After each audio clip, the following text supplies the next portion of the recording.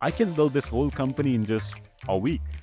So what motivated you to really make that transition and become an entrepreneur? When I dropped my CV at some place, they were like, oh, this guy is very disruptive. He's not focused on one technology, so let's ignore this guy. So that's really interesting because I met a lot of investors. When I pitched them and I asked, like, what is the key thing that you're looking at? They said, we don't look into technology because technology is going to replace. I believe the faster we take action and get feedback from the market, that's the only way we know how things would work. Glory is fleeting, but obscurity is forever. Imagine going from idea to MVP in just 1 week. This episode, we'll be talking to Farkan Ali, who's the CEO and co-founder of Transpified, coming all the way out of Korea. Also, Farkan would emphasize on the crucial mindset shift from being idea-centric to being execution-centric. We also explore Farkan's personal journey from being freelancer and also being rejected from the job market to become the CEO of a rising software startup company in Korea. Stay tuned, enjoy. Let's get this party started. Blessed love and respect, champion, and welcome to another conversation on the next gen tech CEO's journey,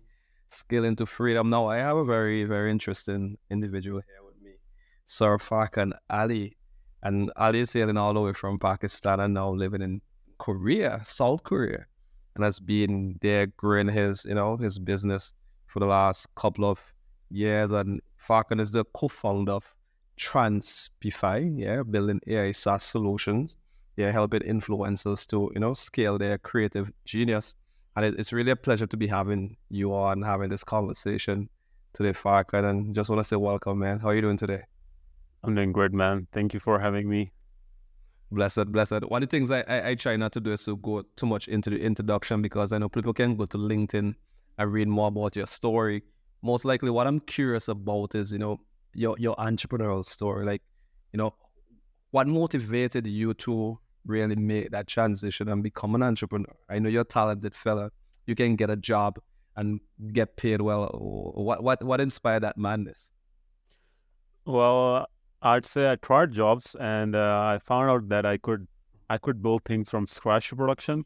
I was not specialized at one thing, and also one thing that the jobs, when I was applying for the jobs, most of the time when I dropped my CV at some place, I had a multiple experiences in my list, and like I can work on backend, I can work on front end, I can work on cloud, I can work on AI, and they were like, oh, this guy is very disruptive. He's a very he's not focused on one technology, so let's ignore this guy. So now when I look into the people CV, which is not bad, I would say, because when I was hiring full stack developer, I did the same thing actually. I was looking at the same specialized. Oh, this guy should be very focused on React, such as React. So now when I see as a recruiter myself, then I feel like it was not bad. So I got rejected from a lot of places like that, and then I felt like, well, I'm good at building things from scratch to production, so why don't I just build it for myself instead of building it for someone else? So that's the curiosity which led me to this plan. That's interesting. It's so interesting that you said that. I think is one of the shared sins of entrepreneurs is that we have our hands in so many things. We have this broad spectrum of talent across the board, and as a result, sometimes we can feel as though we are not a mass of any, and sometimes that can really hurt our ego at times. My question is, how did you slip out from that mental, that mental battle, and now doing what you're doing? So previously I was actually in my comfort zone. I would say, like, I was doing freelancing. I was helping startups actually building the products, and and I was like, there was one of the startup that I was working, and I felt like I built the very basic demo within like a month or 20 days, and I was surprised of myself, like, how could I do this in 20 days? And then and I was like, okay. And then when I was helping the startups, they were not really appreciative, I would say. Like, when you work fast, they think that all the time you will be working fast. So if you're building things that take 6 months and you're doing it in 1 month, so they'll be assuming that, in the future everything will be in 1 month. So, Yeah. but they don't think like we at the back end we are working 16 hours, 17 hours because we are workaholic. We love working.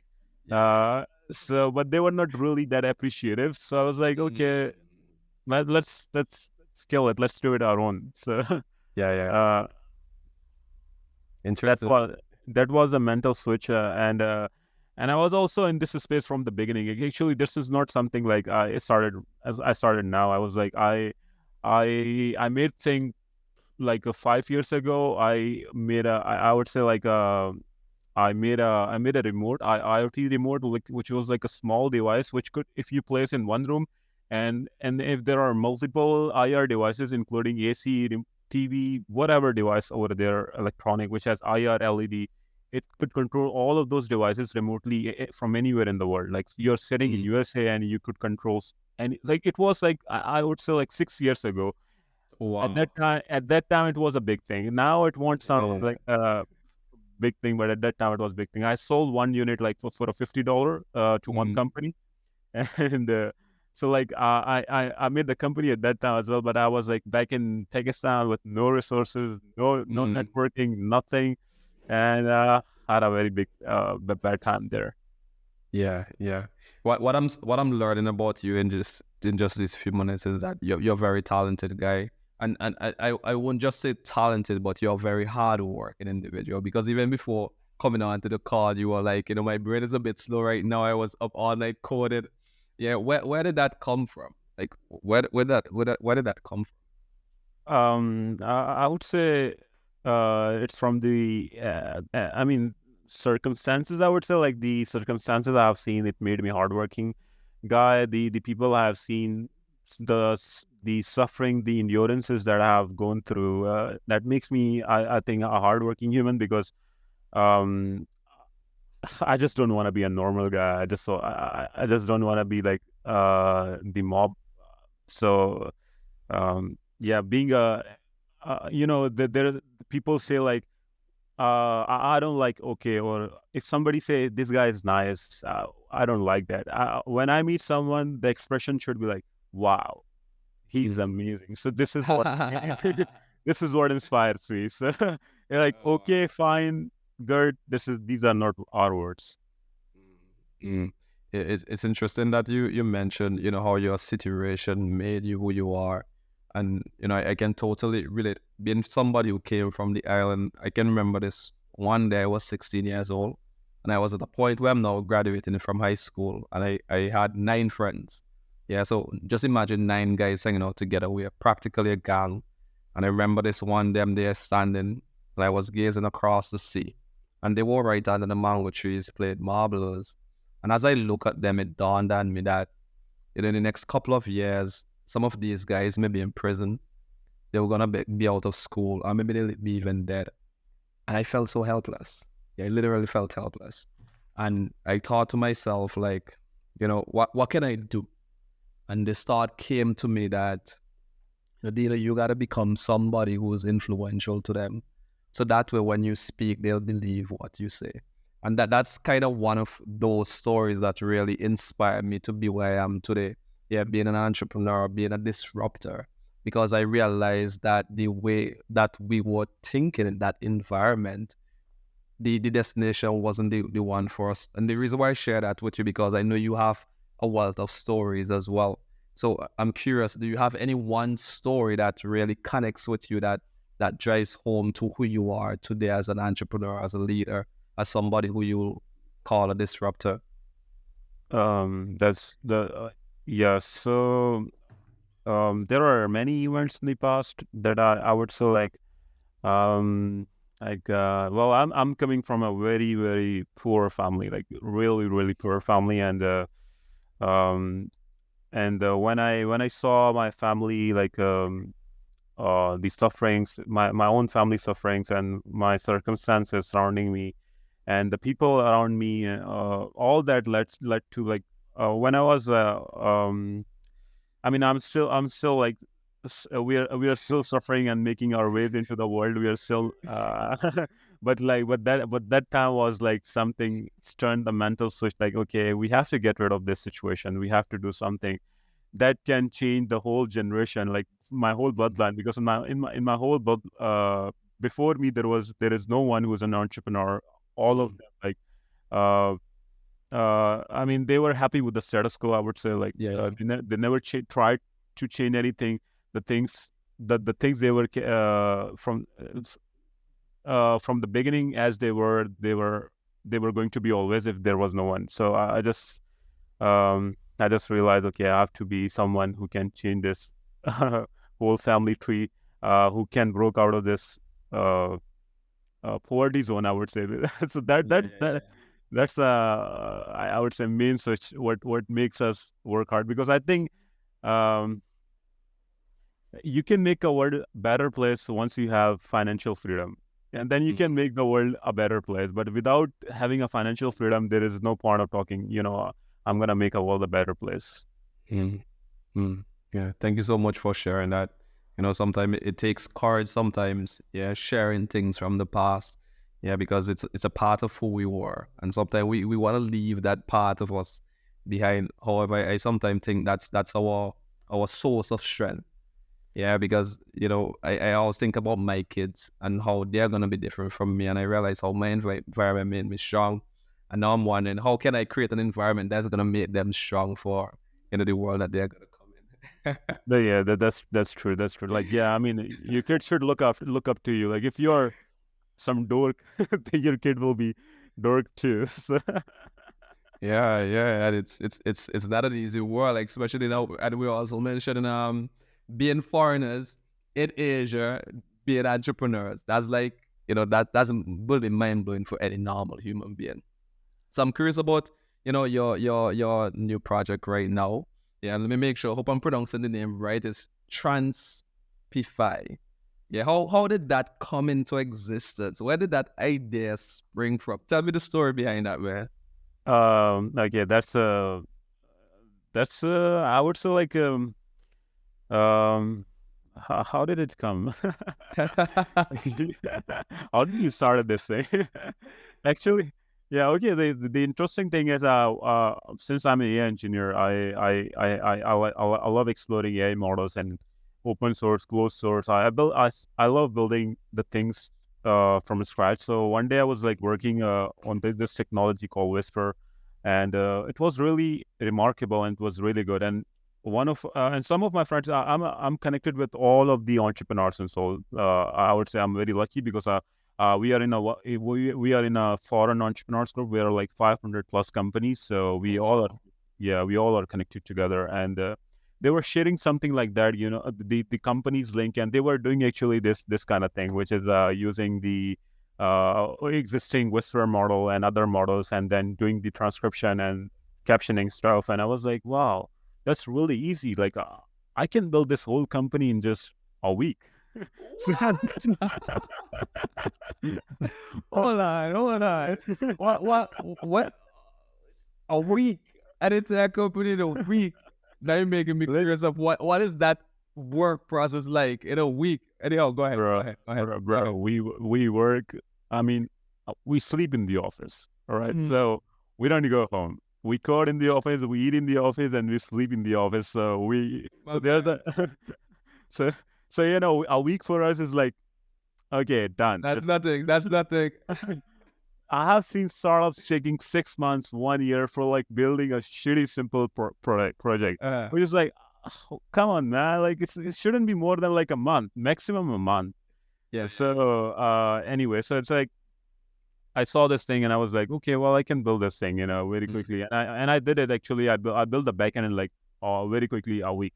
Well, key to ponder over here is making something for a project. Making something up to project level is something else, but making it to the production, making it available to the whole world, that's a different thing. That requires a lot of work, and that requires a lot of validation, because something can break. That distinction. Yeah, because the user is stupid, I would say. The user does not give a shit. Like, he would come to the platform. He would like, even though he knows this is an email place, he can write something funny over there, like some songs, and the system will break down quickly. So you have to build a lot of validations, because now you cannot go down. So you're a company now. if there is a small error or something, they'll make fun of you. Like, what a shitty platform you built. So yeah, in terms of that, building that kind of very robust platform, it takes a lot of time. I would say that's not a 1 week work. But yeah, proving the idea, like, this idea can work. This I would say, like, building a simple error-full prototype. That's a quick work. So that's what I saw, and I built, and I'm not a very good at designing part because that's the boring part for me. So so I just hired a full stack guy, and I asked him to help to build the web app, some nice looking front end for me, and I was doing whole back end. And very beautiful, very beautiful. And I have another co-founder. He's working with me for the last 7 years. He's been with me in every project. We built a product when there was COVID, like it was called Relief Me. Yeah, and you can cough in the phone. You can cough in the phone. You can record your breathing sound, and then you can provide statistical symptoms, and it will tell you either you have COVID or not. What? That's dope. So we build that thing as well. Like, this is not something we're doing right now. We just That was one of those projects. So I have a couple of like products that I built in the past. So I have that was one of the thing. Again, like, it was dependent upon a lot of patient data, and hospitals were not very flexible at that time to share with us the data. So we eventually had to close that project. So by shifting back to Transify, we built the caption thing very quickly, and we realized that there are a lot of people who are suffering from this pain point, and the user experience of the existing platforms is really bad. Like, for example, one of the company, I would say, like, Caption.ai, most of the people are familiar with that. If you go, they're only available on the iOS device. What about the Android people? Like, what about the web people? Like, if you use their web app, that's so bad. Like, the user experience is really bad. And sorry, Caption AI, if you want. No pun intended. It is what it is. This is good feedback for them. I'm coming for you guys. So yeah, I mean, like, I love competing. There is a multi-billion-dollar company called CapCut. They are amazing. They have a lot of features, and actually that's where we are heading. Okay. That's our end goal. And even better than them, much better than them. Not there. So I mean, eventually we will be building a ecosystem for the content creators. Like, they don't have to, when it's about content creation, when it's about influencer thing, and it's, the first thing should come in mind is Transify. That's it. No, I like that. No Adobe Premiere, no CapCut, no other thousands of tools. Everything should be in one platform, and then you should be good to go. So so yeah, that was one feature we built, and then we moved towards the second feature, which is, like, we recently launched 4 days ago. It's not very good right now, but like, it's still out. It's called the dubbing feature. You can dub your text into human realistic voice. There's an existing company, 11 Labs, that does this thing. But today I showed my output to one of the guy who was using 11 Labs, and he was like blown away. He said, like, why am I using 11 Labs? And like, well, it's just really human realistic, and we are slow because we don't have a lot of resources to scale up fast as compared to 11 Labs. We're just like 2 weeks ago startup, so we just launched everything 2 weeks ago. So man, incredible. You know what is really jumping out for me? I remembered I did my master's in entrepreneurship, which is interesting. Being an engineer and then doing a business related program, that was like being thrown in the deep end. And I remembered, even though I spent 2 years in that program, the only time when I believe I actually learned about entrepreneurship is when I actually entered the accelerator program, where I actually had to take idea to MVP. And I remember the mentors telling us that obviously they don't care about our ideas. Yeah, when they're looking for people, when they're looking for a project, they're looking at the team. Yeah, because at the end of the day, it's the people who's gonna make this idea into something that is worth creating. And one thing that I'm learning about you, Farkan, is that you and the team that you have, you're the kind of people who make things happen.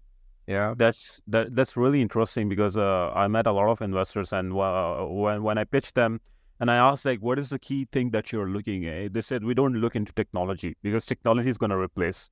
It's gonna something, today is Llama, there will be something Llama 2 in the future, and then after 2 days there will be a better model, better AI model, better product. yeah, The thing which is not gonna replace is a human. The human, because the loyalty is based on a human.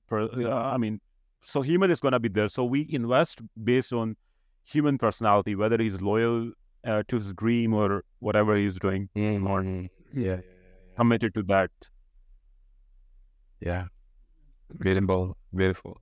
Now, what I want to do with this next segment, this is something that I usually do, is that I'll coach my guests around something that they want to work through, and usually what I'm gonna do is ask you a series of questions, and some of these questions may feel a bit challenging and difficult, because as a coach, what I do is I challenge your thinking, and as I said, if you feel uncomfortable, you can tell me, okay, I don't want to really go down this road. If not, you can just emote and share what comes up. Fair? Sure, good. Awesome. Well, first thing first, man, I must acknowledge your presence. Yeah, just being here talking to you is really exciting, and to see the work that you're doing. Now, let's say we had to have a truly extraordinary conversation for the remainder of this show. What can we explore? Yeah, what would we need to work through right now?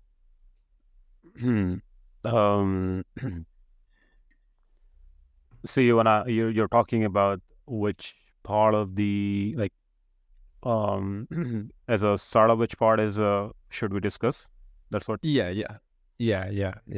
Maybe Okay, go ahead. Maybe from idea to execution, like what should be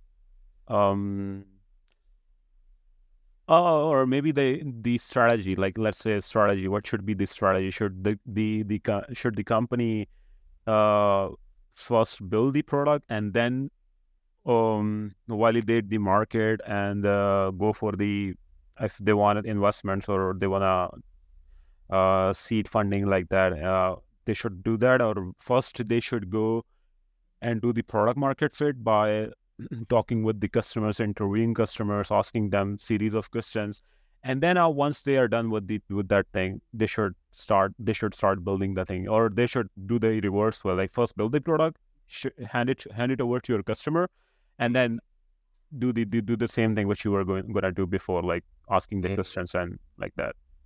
Well, which one is more important? What do you think? Yeah. So I'm hearing two questions here. Yeah. So there's one: should I first build the product, give it to the customer, and get their feedback, or should I do market research, and then figure out whether that's a good fit, and then go ahead and build the product? Is that what I'm hearing? Exactly. Yeah.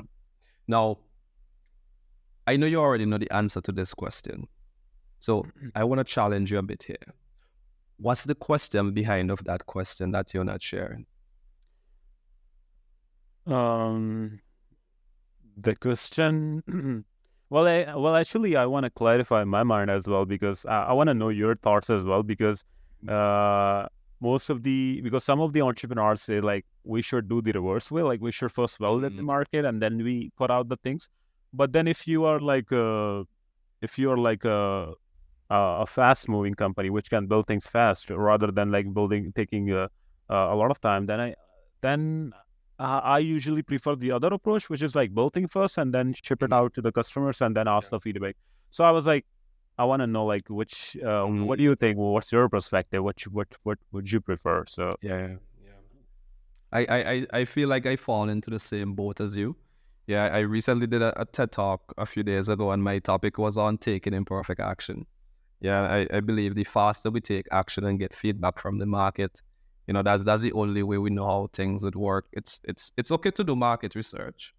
However, when you do market research, you create a hypothesis. One thing I tell to my partner is that everything that we discuss here today, we should act and believe as if it's true until proven otherwise. Everything that we discuss today, we should act as if it's incorrect until proven otherwise. Yeah. Word, Yeah. word. What's coming up for you? That's a good thing, and yeah, and I agree with that. Yeah, I think having an hypothesis is something else, and when you build something and you give it to the customers, and I mean in their hand, then the experience is different. So yeah, I totally agree. What is the internal dialogue right now? Sorry, can you come again? Yeah. I'm curious, what was that internal dialogue you're having with yourself there? You know, I noticed you look and as if you were talking with yourself. What was that? Uh, um, you mean about this this thing, like I mean, I was not thinking about anything. You're right. I agree with you. Awesome. Awesome. And what's next? Yeah, what's next for Transbify? For the Transfify, we are working on we are like in CapCut, we have a lot of presets which you can select for the captions. Like you have a lot of styles which you can select. So that's one of the update we are releasing in next 24 hours to 48 hours. So like we have built a lot of presets that user can select. And for different customer base, we have a different presets. Like for podcast people like you guys prefer like simple captions, not stylish, nothing, not junky, just simple plain text. That's so we are targeting podcast people as well. So simple presets there, and then there are stylish presets which are like for the people who like making Insta shorts, YouTube shorts. So like stylish captions, beautiful like Hormozy style. And we have also I like that. I like that Hormozy style. I was watching one of your posts. I was like, that's a dope name to give. yeah, that's only one preset that you are seeing right now in the platform. But like in the next 24 hours, you would see like 6 presets which are really state of the art. The accuracy is much improved now. We didn't make it live yet, but now when you go to the platform, the experience will be much better. We have really redesigned the user experience because based on the feedback that we got, we saw like people were still suffering a little bit on the user experience side. So we redesigned the user experience, and especially these styles that you will see now, they will be really amazing. You would really love to use them, especially on your podcast. And for you, it will be free. Awesome. So we're being recorded, yeah. So yeah, Dino, my friend, it's free for you. Just use it as long as you want. Never mind. Awesome. I appreciate that. Now I'm about to ask you a confusing question, and I want to see what comes up. Yeah, the answer doesn't matter. Yeah, but it's always curious to see when I ask this question. Now, aside from the presets, what is everything else you haven't been paying attention to that is important to the success of Transbify right now? All right, that's, I would say, marketing, because we really sucks at marketing, because we are a really small team, and we're just 4 people, and 3 people now, because we all are developers, and we all are really busy in the development and moving fast, and staying obsessed with the quality. But then we are not having much time to marketize it, to sell it, to put it out to the public, and to have a word of mouth, like, you're suffering with this problem. Stop using that and that, and there's a solution that you can use. And we have a free platform. It's like a 30 minutes free, and even the dubbing is free. Like this new feature you would love.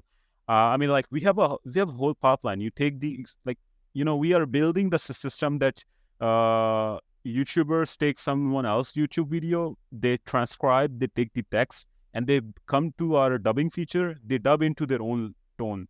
So now they can put someone else's video back into the YouTube in their own language, and YouTube won't be able to detect it. So they can also make their money stream. So yeah.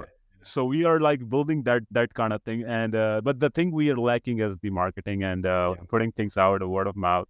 So that's really important. I would say 50% is development and 50% is the marketing thing. So if you're not showing the world what you're doing, you will fail. Yeah. So what I'm hearing here, that thing that jumps out to you immediately is, marketing and word of mouth. And I'm sure that as you're speaking, you're getting even more clarity around what exactly that is. So now that's how you've been. Knowing what you know now, how would you like to be different moving forward, Farkan? How would I be different from the other existing platforms, you mean? No. How would you be, knowing what you know now? You said that you have been focusing on developing. Yeah. Your team of developers. Now, knowing what you know now, how would you like to be different than how you've been moving forward? Moving forward, I would like to focus more on CEO level roles as compared to the developer level roles, so that I can manage multiple things like legal stuff and all that. Because right now I'm managing legal stuff, I'm managing front end stuff, back end stuff, cloud stuff, everything. I have to do it myself. As a early stage startup, you have to do everything yourself. So, but moving forward, I would like to delegate things to other people, and like I would like to free my time so I could focus really on important things like marketing and then and all those management level stuff. So managing things is really important thing. If you're not doing that well, then you really suffer. Yeah. And I must acknowledge you even sharing that, because I know as somebody like yourself who's so exceptional at what you do, doing that takes courage.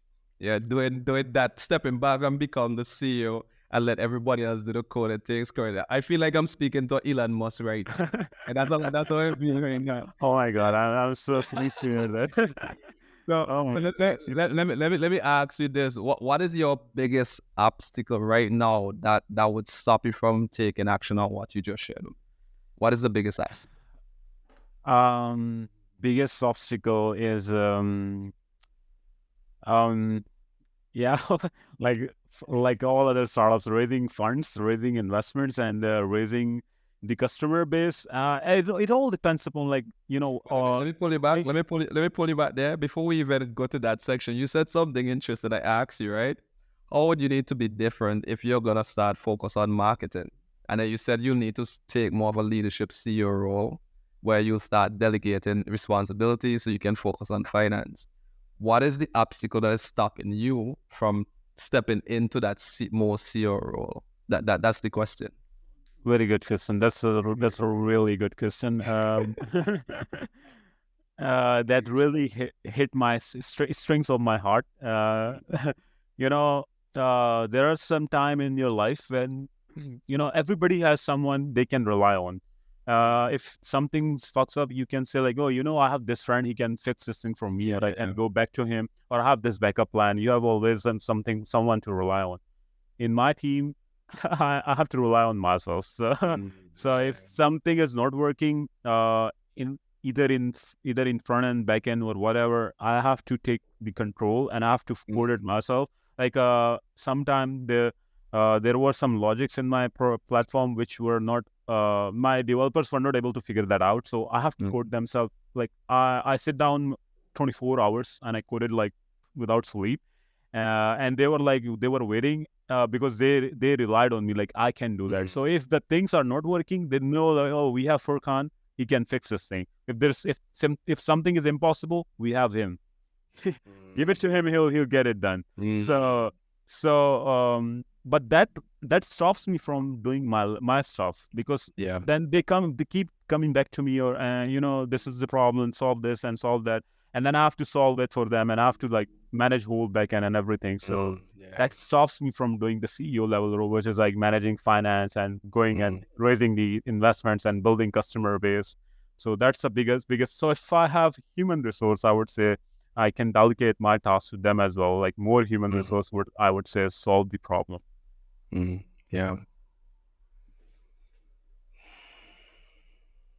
Yeah.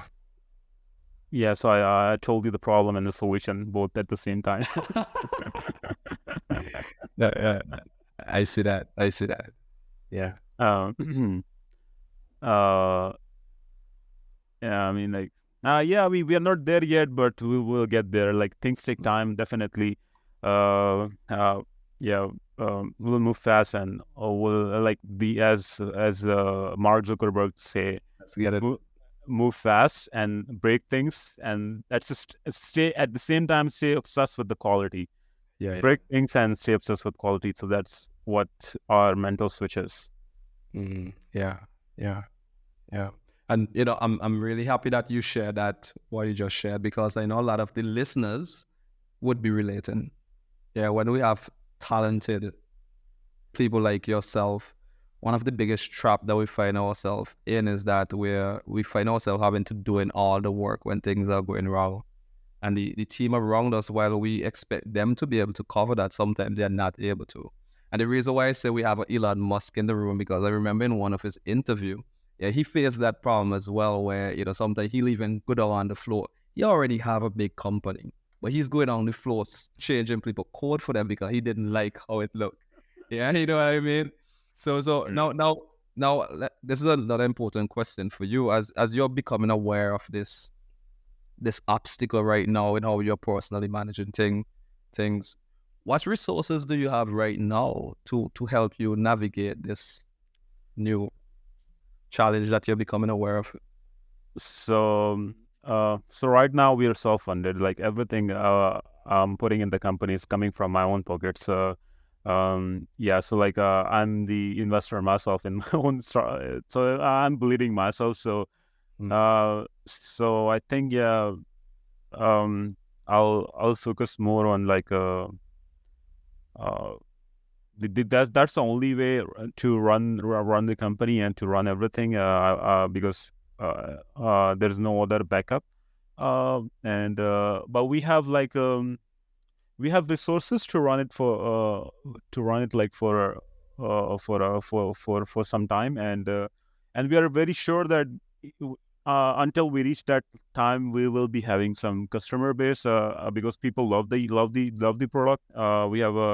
We raise like a 200 not customers, users, because they are not paid people yet, but we got 200 people like in 2 weeks. So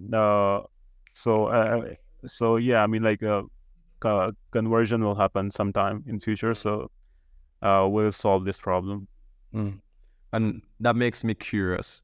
What belief might be limiting your success right now? What's a belief that you feel might be limiting your success right now?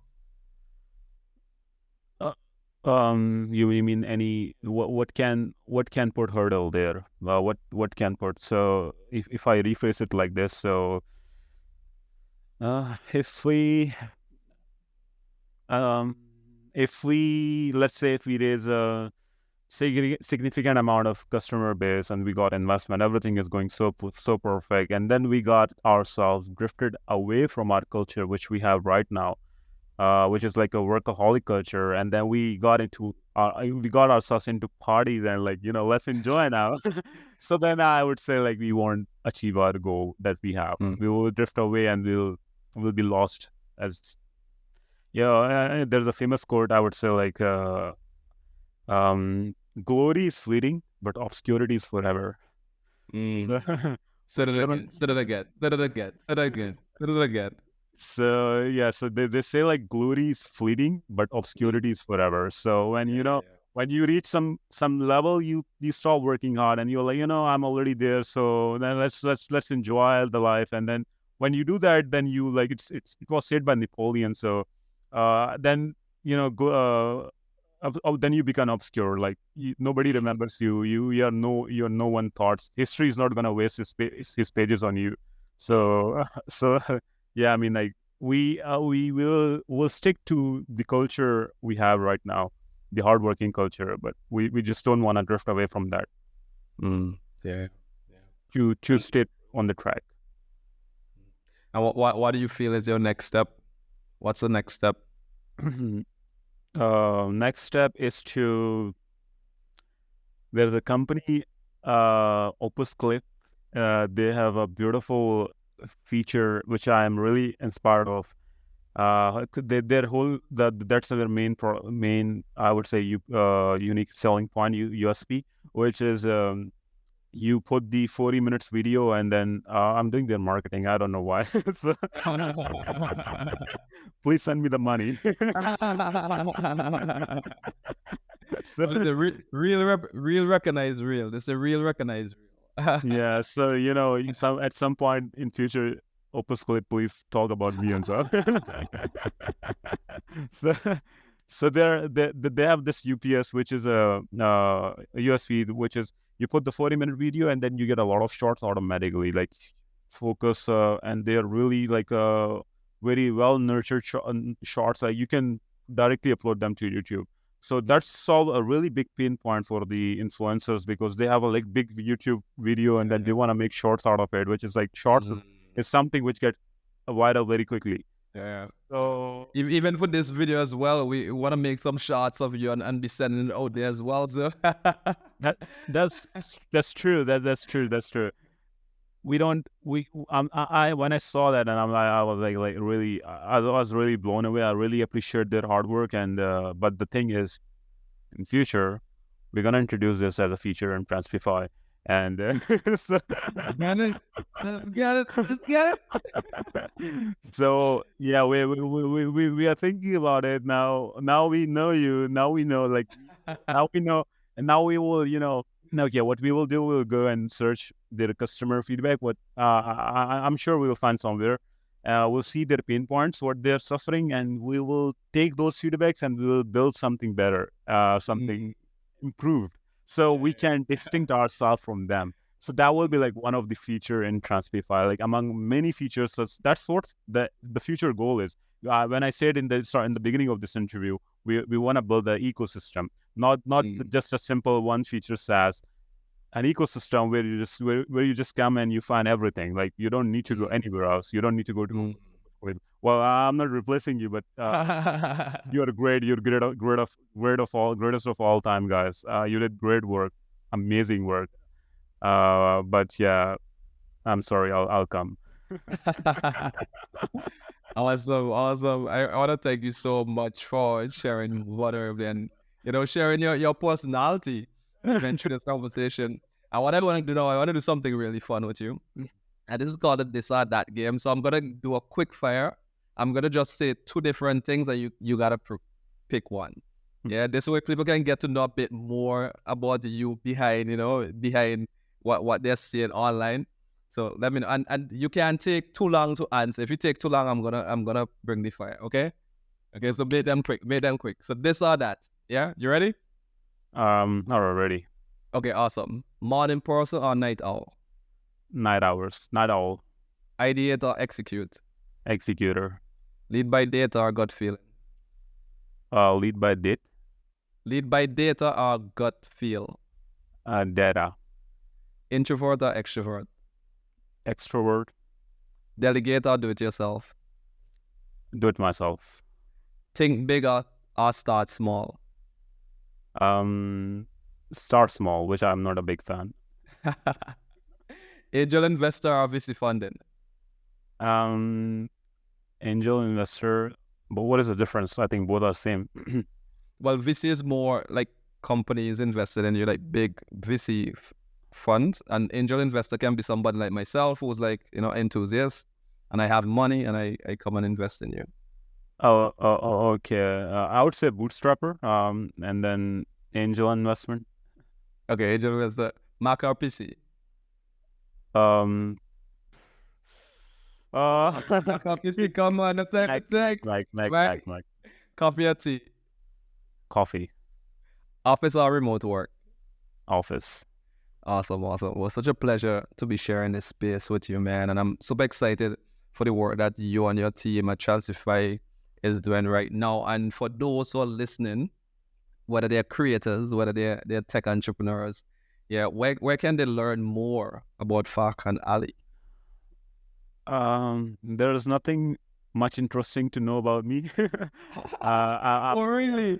You're the man who is building MVP in 1 week. What's the matter with you, bro? What's the matter? Take that back. Well, all I have is this brain. That's my superpower. So, like, you know, there's a Batman movie where the Flash asked the guy, "What's your superpower?" And he said, "I'm rich."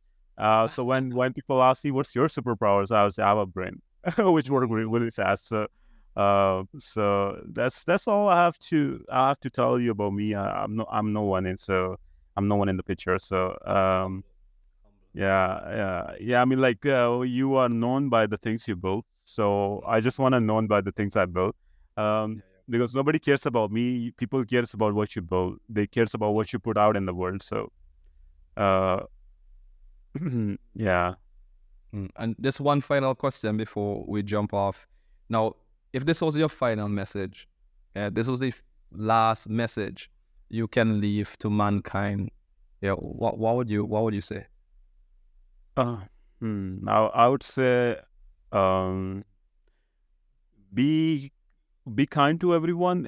Even if you are not there, you'll get there. Okay. I would say it this way. Be careful what you wish for, because someday you'll get it. Again, be careful what you wish for, because someday you'll get it. So if you're hoping for becoming something really great, multi-millionaire, billionaire, or like some great influencer or something, if you're working enough for that, you'll get there someday. But then you have to be kind to the humanity, and that's what I would say, like being kind to the humanity and believe in execution rather than idea. Please do not sign up. And if you're building a company, please don't sign shitty NDAs from the people, because that's not gonna help.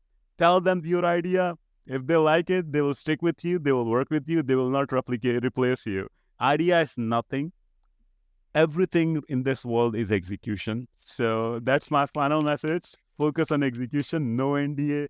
In my company, when I hired people, I fired 3 people in past, and no India. I mean, honestly, no India. Like, come, this is the product. If you can build, go build yourself. I don't care. Be my competitor. I like kicking ass, and I'll build better. I'll come back, and I mean, like, yeah, of course. If they know the core technology, then that's a bad thing. You know, then they can copy you. But other than that, idea doesn't matter. Core technology does matter. And execution, all this. Yeah. Awesome. Guys, you hear it from Farkan Ali. This is the next gen tech CEO journey, scaling to freedom. Yeah, thank you. Thank you so much, Dino. This was amazing talking with you.